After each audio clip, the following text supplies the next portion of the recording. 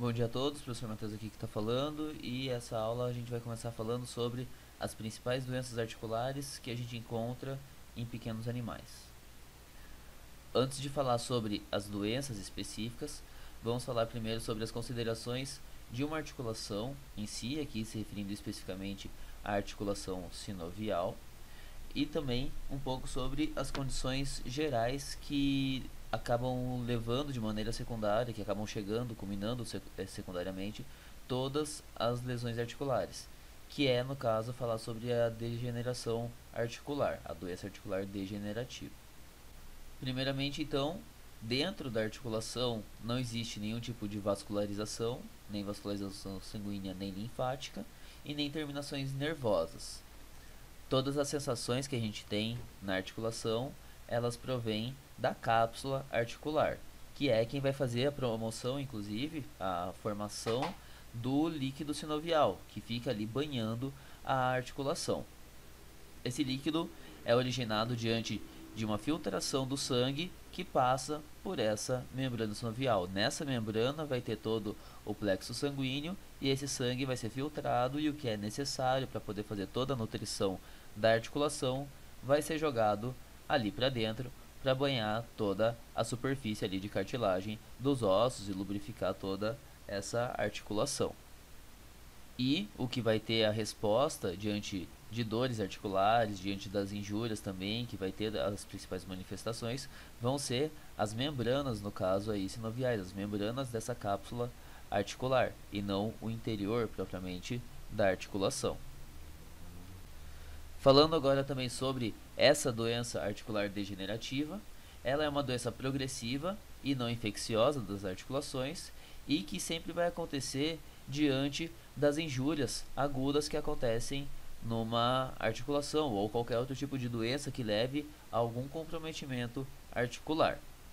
O que vai acontecer é que vai ter uma inflamação crônica nessa articulação, uma inflamação intraarticular crônica, e isso vai levar a uma dificuldade na drenagem e na limpeza do líquido sinovial. A membrana, como vai estar inflamada, ela vai sofrer todos os mecanismos de uma inflamação, inclusive a perda da função, e por isso ela não vai mais conseguir fazer essa drenagem efetiva do líquido sinovial. Por conta disso, vai ter um acúmulo de proteínas e de enzimas que deveriam ser drenadas lá de dentro, vão ficar presas ali dentro desse líquido sinovial. E por conta disso, conforme ela vai aumentando a concentração, essas enzimas começam a fazer a destruição da própria cartilagem que existe ali na região. E isso, conforme vai passando o tempo, conforme aumenta essa destruição, elas chegam a expor o osso que existe embaixo da cartilagem, que é o osso subcondral. Subcondral porque está abaixo da cartilagem mesmo, né? Que é no caso a epífise do osso. Uma vez que a gente chega nesse tipo de destruição, a cartilagem não tem capacidade mais de se recuperar, e por isso que a doença se torna permanente. Uma vez que já tenha uma lesão assim na cartilagem, dentro dessa articulação, vai sempre passar a ter algum outro tipo de degrau, algum outro tipo de irregularidade nessa articulação, que vai levar a uma inflamação cada vez mais crônica, fazendo com que tenha cada vez maior degeneração dessa articulação, e isso iniciando esse ciclo que a gente chama de doença articular degenerativa, que é conforme essa articulação vai se movimentando, ela continua com essa inflamação crônica diante de uma destruição, e essa própria destruição que vai aumentando cada vez mais essa inflamação, que aumenta a destruição, e assim consequentemente. Existem diversas doenças que levam a essa doença articular degenerativa. Das que a gente tem mais conhecidas aí na veterinária são malformações epifisárias, displasia do cotovelo ou displasia coxofemoral, a luxação de patela, ruptura de qualquer ligamento, mas daí os mais convencionais que a gente tem seriam os cruzados cranial, caudal ou colaterais do joelho,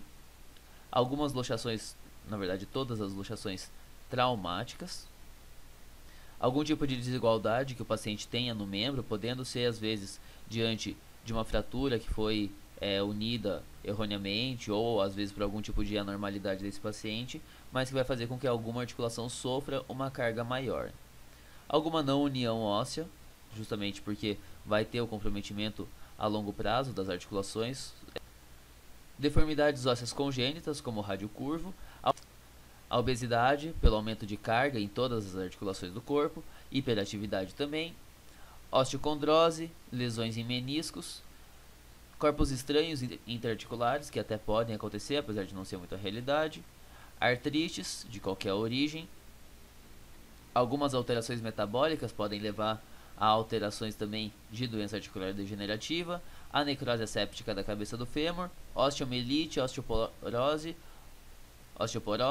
osteomalácia e hiperadrenocorticismo. Então, existem várias doenças que podem levar a uma doença articular degenerativa. A gente não vai falar sobre todas elas, mas a gente vai passar sobre as principais, pelo menos, que a gente encontra na maior rotina veterinária. Os sinais clínicos que a gente encontra numa doença articular degenerativa são a claudicação e dor, que são bem tradicionais da maioria das lesões ortopédicas, a limitação também aos exercícios, apatia e principalmente também aí, dependendo da articulação acometida, a dificuldade de levantar, deitar ou ficar nas posições de defecar ou de urinar. Quando a gente vai examinar esse paciente, a gente consegue perceber uma crepitação da articulação, maior ou menor de acordo com a evolução dessa DAD. Isso vai acontecer, essa crepitação a gente consegue perceber diante desse desgaste articular, que vai levar a ter vários degraus, vários desníveis ali na articulação, e pela deposição dos osteófitos, que vão ser aqueles pequenos fragmentos de osso que acabam se formando ao redor, em torno ali da articulação, inclusive muitas vezes dentro da articulação mesmo, como uma certa forma de regeneração, uma tentativa ali errônea do corpo de regeneração e de resposta a toda essa deformidade, que essa lesão que está acontecendo ali no corpo. A gente vai ter também um aumento do volume articular por conta da fibrose que acaba acontecendo a longo prazo, do aumento do número de osteófitos também e do espessamento da cápsula articular diante dessa inflamação crônica. E também esse paciente vai manifestar dor diante da nossa manipulação e também o membro, como uma certa forma de resposta a essa dor crônica, tende a se manter sempre rígido mesmo o paciente em repouso. Normalmente é uma dor que aumenta mais ou no frio ou de maior umidade e que é uma dor que começa a ficar cada vez mais intensa conforme esse paciente vai fazendo algum tipo de exercício físico mais intenso. Por exemplo, é um paciente que até nem demonstra tanto dor na hora de andar, mas se você tenta botar esse paciente para correr, ele não corre daí, já não consegue por conta que a dor não permite. E sobre o tratamento dessa doença articular degenerativa, o que a gente procura sempre realizar é o alívio de dor e a redução da progressão dessa doença, e sempre que possível restaurar a função dessa articulação, né? Ela é uma doença, então, como a gente viu, que ela não tem uma cura propriamente, ou como a cartilagem não se regenera, uma vez que ela foi perdida, uma vez que ela foi danificada, não existe um tratamento que a gente vai fazer que ela vai voltar a ser como ela era antes. Todos os tratamentos que a gente vai fazer é para diminuir a injúria nesse paciente e para evitar que a doença em si continue evoluindo de uma maneira a prejudicar o dia a dia desse animal. Então, a gente costuma fazer repousos e exercícios controlados para manter o tônus muscular e prevenir o aumento da fibrose naquela região. No caso, esses exercícios controlados, a gente costuma principalmente recomendar a fisioterapia para conseguir fazer esse auxílio também da recuperação muscular, da movimentação dessa articulação, ajudar a manter toda essa estrutura desse membro que esteja afetado, ou desses membros. Para uma remoção de dor aguda, a gente pode utilizar anti-inflamatórios e analgésicos.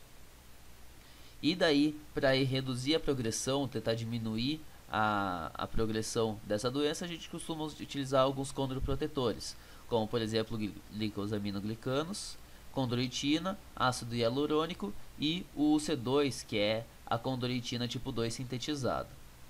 E daí, após isso, né, ou juntamente com isso, a gente costuma fazer a intervenção cirúrgica de acordo com a doença pré-existente, de acordo com a lesão que começou a originar essa DAD e também de acordo com a articulação envolvida.